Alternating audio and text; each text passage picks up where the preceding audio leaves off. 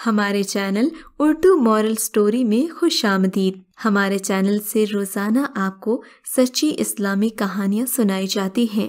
इन कहानियों में कोई न कोई ऐसा सबक छुपा होता है जो आपकी जिंदगी संवार सकता है। आज का वाकया भी ऐसा ही है। चलिए सुनते हैं आज की कहानी। भाई साहब, ये आप क्या कह रहे हैं? हमने महजबीन से ऐसा कोई तकाजा नहीं किया।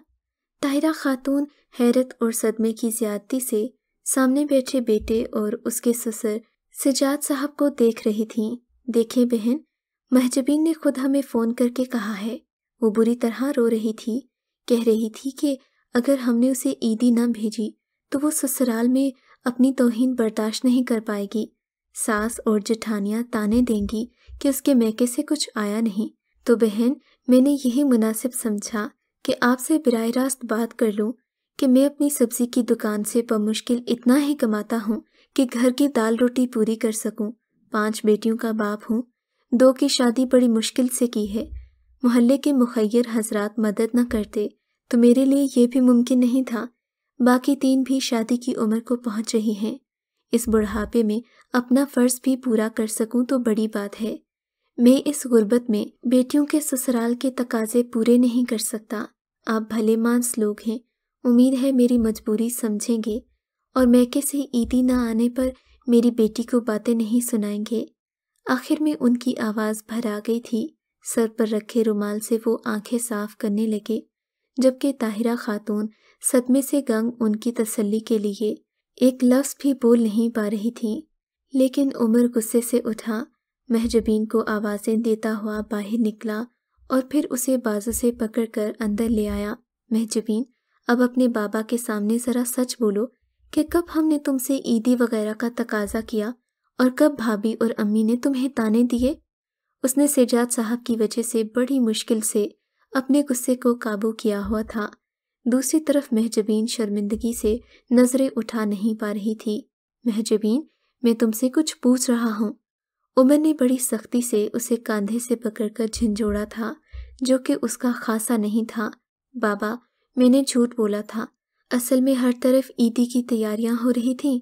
भाभीयों के घर से भी ईदी आई, तो मेरा दिल भी चाहा कि मेरे घर से भी ईदी आए, इसीलिए मैंने आपको फ़ोन किया। वो निगाहें मिलाए बिना बोल रही थी।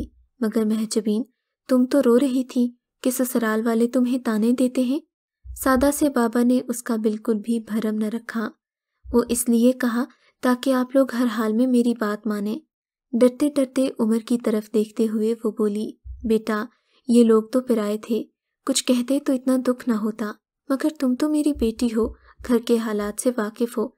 तुम्हें अपने अपाहज बाप का ख्याल नहीं आया? इन्होंने अपनी बैसाखी और टांग की तरफ इशारा किया, जो एक रोड एक्सीडेंट की वजह से कट गई थी और इनकी अच्छी भली नौकरी ख़त्म हो गई थी, जिसकी वजह से इन्होंने घर का निज़ाम चलाने के लिए मोहल्ले में सब्ज़ी की दुकान बना ली। वो बड़े दुख से अपनी खुदगर्ज बेटी को देख रहे थे, जिससे कुछ न बन पड़ा तो भागते हुए बाहर चली आई। सिजाद साहब तो बेटी की तरफ से माफ़ी मांगते हुए घर चले गए, मगर ताहिरा खातून की चुप न टूटी। हंसते बसते घर में एक फ़र्द की वजह से घर की फ़िज़ा बोझल और बेसुकून हो गई। ताहिरा खातून ने ये कहकर अपने कमरे का दरवाज़ा बंद कर लिया कि मुझे कोई तंग न करे। उनके बेटे ने आगे बढ़कर कुछ कहना चाहा, मगर इन्होंने हाथ के इशारे से रोक दिया था। वो वहीं बेबसी से सर थाम कर बैठ गया था। वो महजबीन की तरफ देख भी नहीं रहा था, जो सबकी नफरत भरी निगाहों से डर कर एक कोने में मुजरिम की तरह खड़ी थी। उसे अंदाज़ा नहीं था कि उसकी बात को यूं बतंगड़ बना दिया जाएगा। लेकिन असफंद को अम्मी की बहुत फिक्र हो रही थी। छोटा होने की वजह से वो अपनी माँ के बहुत करीब था। बड़े 2 तो आर्मी में थे, मगर वो अपने ही शहर में एक प्राइवेट कंपनी में नौकरी करता था और घर में ही होता था। भाभी, आप अम्मी से बात करें कि वो दरवाज़ा खोल दे। हम सब में आकर बैठें। मुझे उनकी बहुत फिक्र हो रही है, कहीं उनका बीपी न शूट कर जाए। ऐसा लग रहा था कि वो अभी रो देगा। तुम फिक्र नहीं करो, मैं भी कोशिश करती हूँ। सानिया भाभी उसे तसल्ली देती कमरे की तरफ बढ़ी, जबकि असफर ने बच्चों को देखा जो अपने चाचू को खूब तंग करते थे और घर में औधम मचाए रखते थे। अब सहमे हुए दरवाजे की तरफ नजरें जमाए बैठे थे कि कब उनकी शफीक दादो बाहर आएंगी, और फिर ताहिरा खातून बाहर आ गई। मगर इन्होंने जो कुछ कहा था उससे असफंद हिलकर रह गया। वो सब उस वक्त लॉन्च में बैठे हुए थे और उनके फैसले से सभी शौक थे। बेटा, हम सब के लिए यही बेहतर है कि तुम महजबीन को लेकर अलहदा हो जाओ। हद से ज़्यादा सुर्ख होती आंखों के साथ वो बड़े बेतासुर लहजे में बोली थी। अम्मी, आप महजबीन की गलती की सज़ा मुझे क्यों दे रही हैं? मुझे खुद से क्यों जुदा कर रही हैं? आप तो जानती हैं ना कि मैं आपके बिना एक पल नहीं रह सकता। असफन छोटे बच्चों की तरह बात करता उनके कदमों में जा बैठा था। नहीं बेटा, मैं कौन होती हूँ सज़ा देने वाली? ये बस अपने बच्चों की भलाई के लिए एक माँ का फैसला है। इन्होंने प्यार से अपने बेटे के बाल संवारे। ईदी देने की रस्म खुदा न खास्ता फ़र्ज नहीं, बस खुशी मनाने का एक तरीका है। लेकिन उसने दूसरों की देखा देखी ईदी के लिए अपने माँ बाप को कितना मजबूर किया कि वो हमारे पास आकर अपना दुख बयान कर रहे हैं। मगर चीज़ की ख्वाहिश होना कोई बड़ी बात नहीं, उसकी तकमील के लिए दूसरों को अजियत देना बुरी बात है। अपनों की आसानी के लिए दिल को मानना पड़ता है। उसको अपनी खुदगर्जी में बाप की गुर्बत नजर नहीं आई, उसे उनके दुखों का एहसास नहीं जिनके साथ ये 24 साल गुजार कर आई है। तो हमारी क्या बनेगी जिनके साथ रहते हुए इसे चंद महीने हुए हैं। इसे ये भी अंदाज़ा नहीं कि इसने छोटी सी ख्वाहिश की तकमील के लिए कितना बड़ा झूठ बोलकर हमारी इज्जत खाक में मिला दी। तुम्हारे बाबा कहते थे कि इज्जत से बड़ी कोई दौलत नहीं होती। अल्लाह का शुक्र है कि उसने हमें झोली भरकर इस दौलत से नवाजा है, मगर क्या हम इसके मैके और जानने वालों में इज्जतदार कहलाएंगे? नहीं ना। वो महजबीन की तरफ देखे बिना ही कोई बात कर रही थी, जो काटो तो बदन में लहू नहीं की तफसीर बने कोने में दबकी हुई थी। और बेटा, सबसे बड़ी बात यह है कि ये लोग अपने रब की तकसीम पर राजी नहीं होते, नसीब से लड़ते हैं, अपनी नजर बद और अमले बद से दूसरों की खुशियों को खा जाते हैं। इसकी मिसाल तुम्हारे सामने है। इन्होंने असफंद को देखते हुए सब घर वालों की तरफ इशारा किया जिनके चेहरों पर उदासी रकम थी। मगर अम्मी, आप एक बार महजबीन को माफ़ कर दें, आइंदा ऐसा नहीं करेगी। मैं इसकी ज़मानत देता हूँ। वो बहुत मुस्तरिब लग रहा था। बेटा, अगर ये यहाँ रही तो मैके वालों और तुम्हारे लिए मुश्किलात पैदा करेगी। इसके एक अमल ने इसकी फितरत को सामने खोल कर रख दिया है। और बेटा, फितरत कभी नहीं बदलती। ये हर चीज़ में मेरी बेटियों से अपना मुआवजा करेगी, जो कि मुमकिन नहीं। मैं तुम्हें एक छोटी सी मिसाल देती हूँ। जैसे तुम्हारी भतीजी हादिया पैदा हुई तो उसके ननिहाल वालों ने उसे तोहफे में सोने का सेट दिया है, क्योंकि वो उनकी इकलौती बेटी है। तो इन्होंने अपनी खुशी से एक कीमती तोहफा दिया है।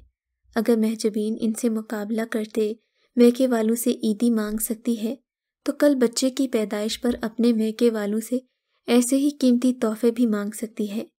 इनकी बात पर महजबीन का सर मजीद झुक गया था, क्योंकि हकीकतन उसके दिल ने ये ख्वाहिश की थी। ये उसकी आदत थी कि जो चीज़ दूसरों के पास होती उसे वही पसंद आती। असफर ने बड़ी तीखी निगाहों से महजबीन को देखा, जो कब से उसे हनीमून पर ले जाने के लिए उकसा रही थी और छुट्टी न मिलने की वजह से वो मना कर रहा था।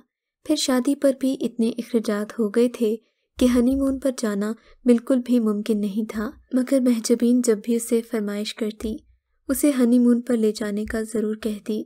साथ ही ये कहती कि मेरी फ़लाँ फ़लाँ सहेलियाँ अपने शौहर के साथ फ़लाँ जगह हनीमून पर गई हैं। असफंद के घर में सारी बातें घूम रही थी। अम्मी, इसके शर से आप सबको बचा रही हैं, तो सीधा मुझसे ये क्यों नहीं कहती कि मैं इसे छोड़ दूँ, जो अपने हसद से जलील भी करती है और खुशियाँ भी छीनती है। उसने पुरशिकवा निगाहों से माँ को देखते हुए कहा। ताहिरा खातून मुस्कुराते हुए अपने सादतमंद बेटे से कहने लगी, बेटा, मैं ऐसा क्यों कहूँ जो अल्लाह का नापसंदीदा काम है। तुम्हारी बीवी है, तुम्हारी जिम्मेदारी है, इसकी इस्लाह का जिम्मा भी यकीनन तुम्हारा है। तुम्हारा और इसका रिश्ता मजबूत है। तुम इसकी गलत बात को नज़रअंदाज कर सकते हो, मगर यहाँ रहने वालों से इसका रिश्ता ऐसा नहीं है कि वो इसकी गलतियों को बर्दाश्त करे। इसके एक अमल ने सबको बददिल कर दिया है। अब घर की फिजा पहले जैसे नहीं रह सकती। इसकी नंद और जेठानियाँ, हत्ता कि मैं भी पहले की तरह अपनी खुशियाँ इससे शेयर नहीं कर सकती। जब दिलों में कुदूरत हो तो मिलकर रहने का क्या फ़ायदा। ये कहकर वो रुकी नहीं और कमरे में चली गई। उनके पीछे सब चल दिए सिवाय असफन और महजबीन के। असफन ने भी एक नज़र महजबीन को देखा, मगर वो वहाँ ठहरा नहीं। महजबीन सोच रही थी कि क्या वो इन नज़रों में गिरकर दोबारा से अपना मकाम पा सकेगी। शायद खुद को बदल कर ही ऐसा मुमकिन था। महजबीन ने खुद को बदलने की ठानी और एक इत्मीनान उसके चेहरे पर फैल गया। अगर आपको आज का ये वाक़या पसंद आया है तो इस वीडियो को लाइक ज़रूर कीजिए और इस तरह के मज़ीद किस्से सुनने के लिए हमारे चैनल उर्दू मोरल स्टोरी को सब्सक्राइब ज़रूर कीजिए।